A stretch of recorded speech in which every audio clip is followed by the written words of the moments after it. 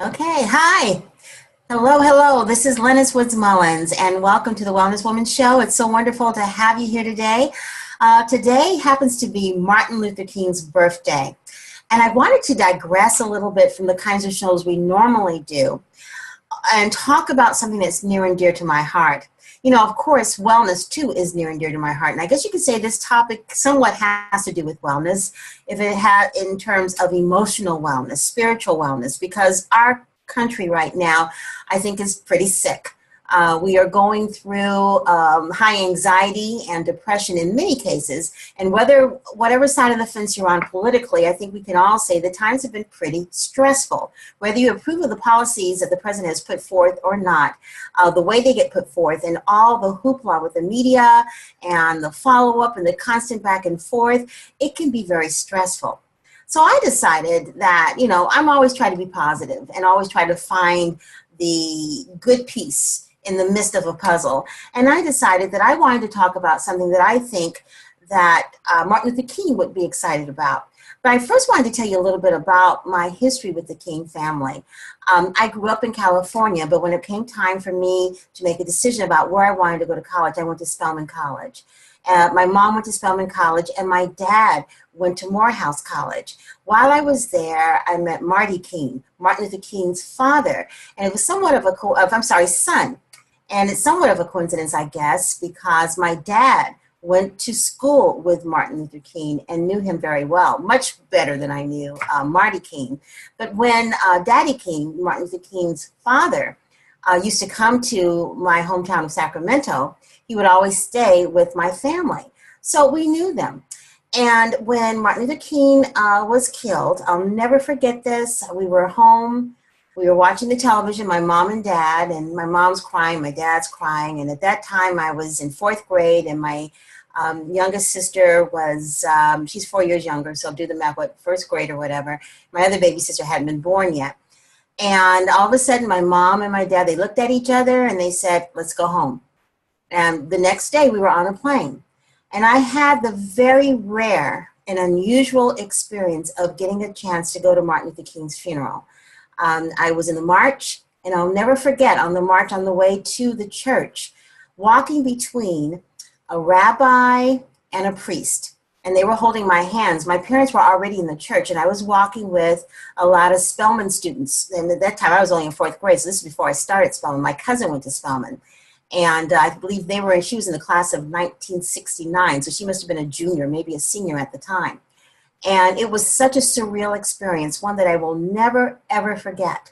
But it kept on my heart for the rest of my life, the importance of carrying on his legacy, the privilege of having been raised around his family, and listening to my father tell stories about the things that he and King did in college, really left an indelible mark on my heart and on my soul. So every Martin Luther King birthday, I always do something. And since this is my show, I can put on what I want. So I decided that I wanted to talk about that experience and also share with you an organization that I believe is fundamentally based on some of the morals and principles that Martin Luther King talks about. And that is caring for your fellow man, taking responsibilities for those who have less than you do, and giving a hand up to people who need help. And instead of pushing them away and ignoring them and asking like they don't exist, having the courage and the compassion and kindness to want to do something to help another person. Today we're going to be talking with Lakisha Green, and she is part of an organization that I just became aware of here in Sacramento. I don't know if they have other organizations like this in other parts of the world, because I know people from all over the world listen to this broadcast, but I would venture to say that they have something similar. The name of her organization is called G.O.A.L.S, and that acronym stands for Greater Options and Assistance for Lifelong Success, and is a program for women. It is a 501c3 public benefit nonprofit specializing in grassroots ethnic mental health services, which I think is something so key and so important in our, not just in the Black community, but in most minority communities. I think mental health is something that we just don't talk about enough. And as a result, we have a lot of issues around taking care of ourselves. We might take care of ourselves spiritually. We go to church, we pray and everything else, but we still have issues around mental health. And the church usually does not get involved with that. I wish we did have more mental health programs in our churches, and I think that's beginning to change in some instances. But generally speaking, we don't have a lot of that. So an organization like Lakisha Green's is an integral part of any community and very important. So I wanted to shed a light on what they're doing and why I think it's so important. Lakisha, welcome to the Wellness Woman Show. It's wonderful to have you today. Tell us a little bit about you and your organization. Thank you for having us. So as you mentioned, G.O.A.L.S, Greater Options and Assistance for Lifelong Success, is a nonprofit organization that focuses and specializes on mental health for minorities as well as suicide prevention. So we want to make sure that we are a support system for our community. If they need help, we will help them find the resources. And then we also offer different classes here, groups such as a kitchen table talk, Just Like Sunday Dinner. We do faith community roundtables where we'll actually go into the church, as you mentioned before. The church does not want to talk about it, so we definitely want to get in there to make sure that we are having these conversations. And we also do suicide prevention workshops. You know, just today, and this was not in preparation for the show, but I believe that the Holy Spirit sent me to this story. A woman just the other day, I think it was yesterday or day before, committed suicide. She killed her children, and then she jumped off a bridge and committed suicide. And she left a note to the children's father saying that she just couldn't do it anymore. The interesting thing is that as far as the family was concerned, and friends, as far as what they were telling the media anyway, and the authorities, they had no idea that she was suffering the way that she was. And it just really struck a chord in me because, as I mentioned before in the intro, we don't talk about mental health.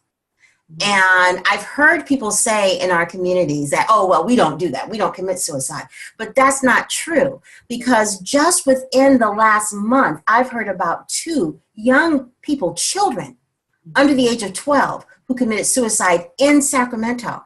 So it is an issue. So tell us a little bit about that and what your program is to help prevent that and how you reach out to people.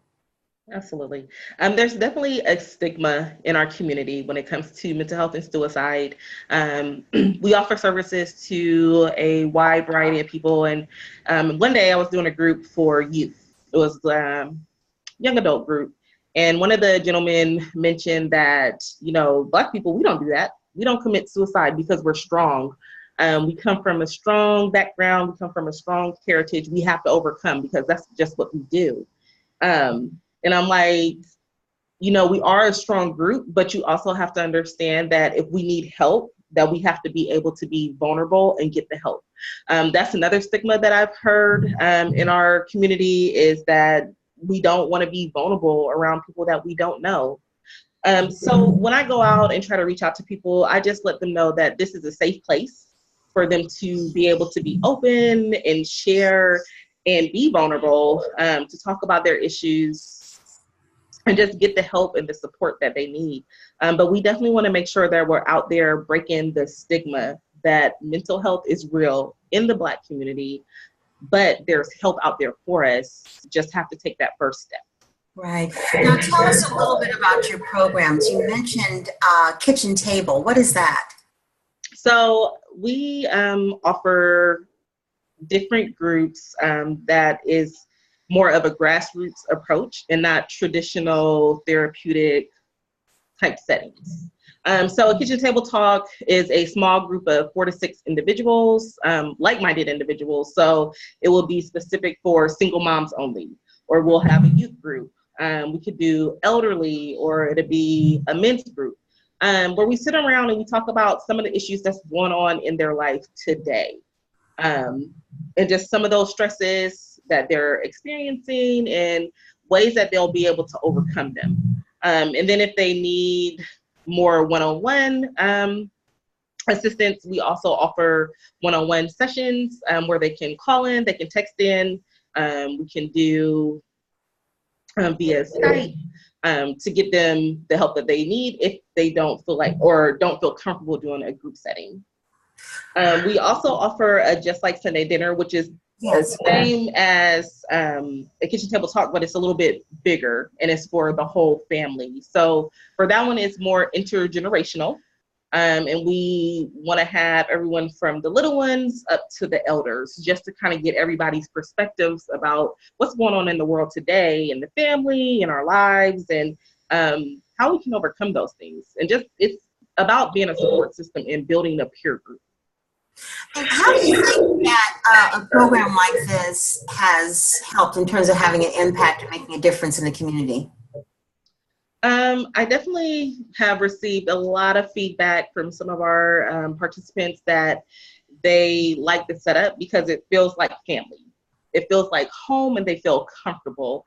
And it doesn't feel like someone is judging or trying to just drill into them about what they shouldn't do, but it definitely feels like the people care. All of the facilitators here, we definitely come from a caring and loving place, and we just want to make sure that everybody is successful and succeeds in life.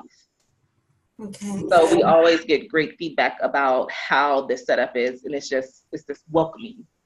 Do you have psychologists or counselors on staff, or are you a counselor? Explain to me what the staff composition is.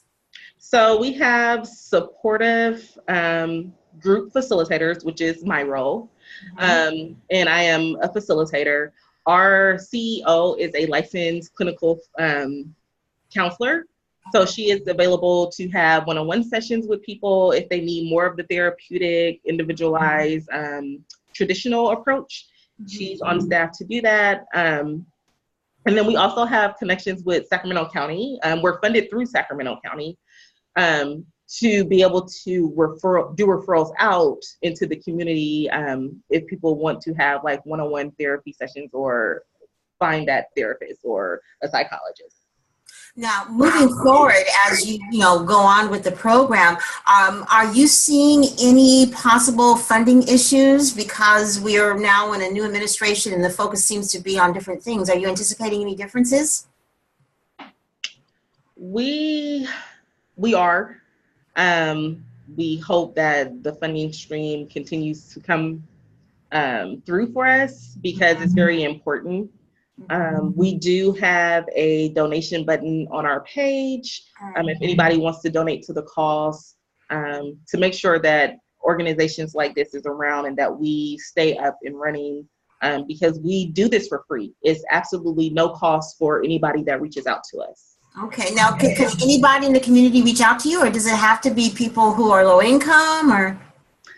Well, they have to be Sacramento County. So that can be a resident of Sacramento County. You can be attending school in Sacramento County, or you can be employed in Sacramento County. Okay. So, but it's not based upon your income levels, but it's based upon your geographic. Yes. Okay. All right. What kind of outreach do you do? How do you let people know that you're here? Because I just happened to have seen you at the Christmas Expo, and that was just which was a delightful affair. But I thought it was so great that you were there because many times you don't know who's hurting and who's not. And in such a festive place like that, you think everybody's happy. But it was also right at the beginning of the holidays where things are very, very stressful for mothers and dads and all of that. So how do you find your clients? How do they find you? So we are big about doing community outreach. I try to get out as much as possible. So just like we met at the Holiday Expo, if there is an event going on in Sacramento, I am trying to make sure that I'm there. So I do a lot of tabling events. I like to just kind of go out into the community, the beauty salons, barbershops, churches, and just say, hey, we're here. Give information and kind of let them know what we do. And it's not necessarily that people have to come to us, but we want to make sure that we go to the people. And what kind of reception do you get when you go out to the community? Usually we're really received well. People seem really excited, and they don't know about us. And I think that's the biggest thing. Right now, we just really want to get our name out there so people know that we're here. So it's more of a shock like, oh, I didn't even know that stuff like this existed for our community. Right. So I think that we are received well just once people learn that we're here. And how long has the program been going on? In the Sacramento area since 2007. Wow. Yes. Interesting. Now, see, this is very interesting. I'm in wellness, so I'm not necessarily in mental health, and I'm definitely into advocacy for women. And my reach is more virtual and national and international, but I still feel like this is something that I should have known about, and I didn't. Mm-hmm. So in terms of people who are hearing this, those that are in California, those who are in Northern California, what can they do to help? What kinds, do you have a volunteer program? Do you have fundraisers? What can they do to help make sure that you guys stay in business? Absolutely. We are always looking for volunteers to come out with us to do community outreach. Donations are greatly accepted. That can be found on our website at www.goalsinsac.org. Mm-hmm. There is a donation button where you can just go click the button and then however much you want to donate. And like I said, if you want to do volunteer services, you can just call us directly. And then I can definitely let you know what events we have going on for the month, as well as groups. If there's a group that you want to sit in or you want to learn how to be a facilitator, that's also an option as well. Okay, great. Now, what is your URL for your website? It's www.goalsinsac.org. Goalsinsac.org? Yes. Okay, www.goalsinsac.org. And for those who are listening, please write that down. I'm going to make sure that I put it on the YouTube channel and on all of our social media so that you'll have an idea of how to contact them and how to donate. And I asked you this before the show, and I'm going to ask again, Lakisha, do you know of any other organizations in different parts of the country that have similar programs like this? And if you don't know, where could someone start in another city or state that might be listening to this to find out whether or not they have something similar in their city? Mm-hmm. Well, I'm not for sure about other parts of the U.S., if there's other programs out there like that.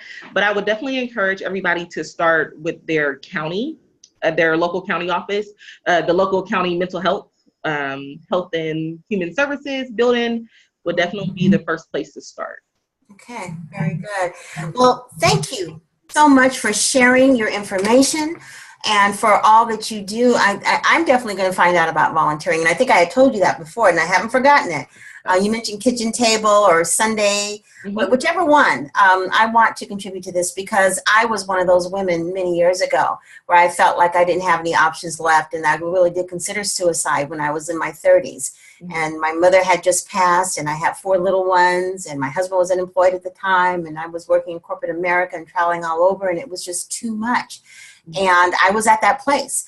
And that kind of depression, that kind of emotional upheaval knows no socioeconomic limits. All women are susceptible to that, men as well.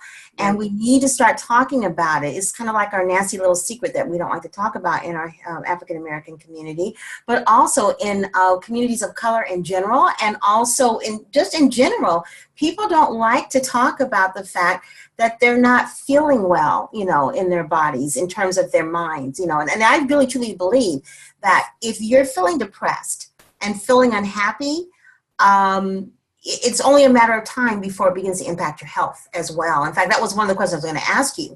When people come to you, do they have other issues besides just being emotionally unwell? Do they sometimes have health issues as well? Well, usually yes. And what we try to get them to recognize is when you're not in a good mental state, then you might not be in a good physical state. So that could look like always being tired, and they can't understand, like, I'm just so tired all the time, and I'm not sleeping well, or I'm not eating well. And it's like all of that stuff plays a factor. And I always just try to stress that the physical, mental, emotional being has to be all in line in one for us to be whole. And that our mental health can play a factor with our physical health. So I'm smiling because I say that over and over and over again. If anything is out of sync in that mind, body, spirit continuum, then you're not well. Right. It comes across maybe in different ways. You're thinking that you're doing okay because the other two things are working all right, but inevitably they do catch up to each other. And the whole idea is trying to be in a situation preventatively where you don't have that ultimate breakdown. Right. Your spirit is down, your mind is lost, and your health is gone. You don't want to get to that point. That's why an organization like yours is so important. Thank you so much for coming on the show and talking with us, Lakisha, about your wonderful organization, G.O.A.L.S. And G.O.A.L.S stands for, again? Greater Options and Assistance for Lifelong Success. Okay, thank you so much. And everyone that's listening, we will definitely have that link on the show page and also on the YouTube channel and on my social media. Thank you so much for being on the Wellness Woman Show. I appreciate it, Lakisha. Thank you. Thank you. And for all of you listening, this is a much shorter show than what we normally do, but I did have a couple of messages for you that I think are really important. This is MLK Day, and that's one of the reasons why his birthday we celebrate, and that's one of the reasons why I wanted to spend this special time talking about services in the community that are adding value to the people that I know that he cared about, those who are sick and feeling disenfranchised and feel like no one cares about them and their rights. As we move forward in 2018, I challenge all of you to do something that Dr. Bernice King, Dr. King's daughter, talked about today at Ebenezer Church. The King Foundation is sponsoring a 50 Acts of Kindness between now and April 3rd. And they are challenging everyone who hears about it to do at least 50 random acts of kindness between now and April 4th, I believe it is, which is the day that he was actually assassinated. The reason why this is so important right now is that we seem to be in a situation right now where compassion and kindness is not something that's necessarily what's driving us right now. In the media, in all forms of media, social media, television, cable, also newspapers, and even magazines. Most of the stories that are the page turners are about where people are in misery, people are unhappy, people are the victims of unkindness or of things that have happened to them that are not good. And I believe that, love truly does conquer all. I don't believe that evil is stronger than good. I believe that good is stronger than evil. And I believe that ultimately the universe really does bend towards justice and towards what's right. So I want to encourage all of you to begin thinking about what is it that you can do on a daily basis almost that is kind for someone else or for another organization, for somebody even maybe that you may not know. I think it's this kind of thing that saves us from becoming extinct in terms of a society as a whole, to keep us from going back hundreds of years of when people in this country were enslaved and didn't have rights and were going through some horrible human upheaval. Now, I'm not saying that our current administration is going to put us back in that situation. I don't think that any of us would allow that. But I am saying that now is the time for us to put our politics aside and remember that we're all human beings first and foremost, and that we do have a responsibility to help our fellow man. So I encourage you to give to organizations like Lakisha's, the G.O.A.L.S organization we got through talking about, or whatever other organization within your community. Volunteer. You don't have to, if you don't have money to give, you can give time. Sometimes time is ultimately more valuable than money because these organizations need help.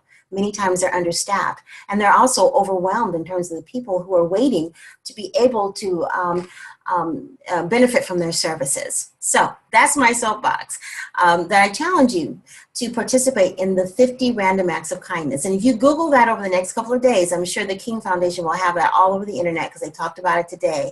And I encourage you, if you haven't listened to the services at Ebenezer Baptist Church today, in Atlanta, I encourage you to go to YouTube or Google it. It was an amazing service. If you want to be uplifted, go ahead and listen to that service. I think that part of what keeps us going is to continually be on that quest for what's going to keep us from being totally different than what some people might think we are. And that is compassionate and kind and loving.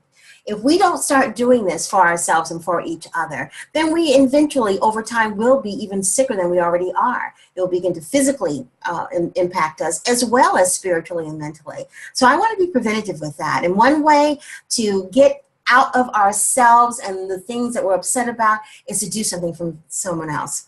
I've never felt better, no matter how upset I might have been about what was going on in my life, when I took some time to do something for someone else without thinking about any of the benefit that would come to me. There is a wonderful feeling of accomplishment and a sense of being able to say, yes, I'm human, I have human kindness, and to do something for someone else or for some other organization that's in need. Well, that's all I have for today. Thank you so much for joining the Wellness Woman show and listening in. And if you want to find out more about me and the services I provide and the kinds of things we're doing, please go to my website at wellnesswoman40.com. That's wellnesswoman40.com. And also, I have just started a new group on Facebook. I started it around the 3rd or so of January, and in less than 3 weeks, over 870 women have joined. It's a movement, and it's called the Wellness Woman 40 and Beyond Group. That's the Wellness Woman 40 and Beyond Group. Join us, because every single day we have a theme, and it's always empowering, uplifting, and it also gives you lots of information on how to stay well in your mind, body, and spirit, with an emphasis towards taking care of my favorite population, which includes me, women over 40 and beyond, and all the people who love them. Thanks so much for listening. My name is Lynnis Woods-Mullins, and you've been listening to The Wellness Woman Show. I'll see you again next time.